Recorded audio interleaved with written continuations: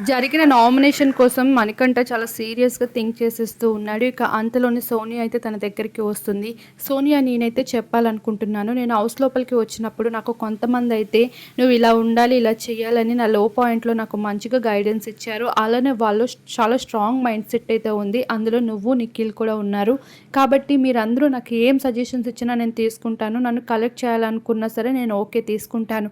అలానే మీరు కూడా ఏమైనా లో అవుతూ ఉంటే నేను మీకు చెప్పాలని వస్తూ ఉంటాను" అంటూ చెప్పుకుంటూ మనకంట అయితే ఎమోషనల్ అవుతాడు. ఇక నాకు చాలా థ్యాంక్స్, నువ్వు నా లో టైంలో ఉంటున్నావు అంటూ మనకంట అయితే సోనియాని హగ్ చేసుకుంటూ ఉంటాడు. అంతలోనే నిఖిల్ అయితే వస్తాడు. నిఖిల్ వస్తే మనకంట అక్కడ కూడా అంటాడు, "సారీ, నేనేమైనా తప్పుగా అంటే గానీ నీకోసం నేను ఏమైనా సజెషన్స్ ఇస్తున్నాను కదా, వాటిని నువ్వు తీసుకోవాలనిపిస్తే తీసుకోవచ్చు" అనంటే, "అరే మణికంఠ, తీసుకోవాలనిపించే కదా నేను నీ మాటలన్నీ వింటున్నాను" అంటూ నిఖిల్ అయితే చెప్తాడనమాట. అయితే ఇక్కడ మణికంఠ, సోనియా, నిఖిల్ వీరందరూ అయితే ఒక గ్రూప్‌గా అయితే కనిపిస్తున్నారు.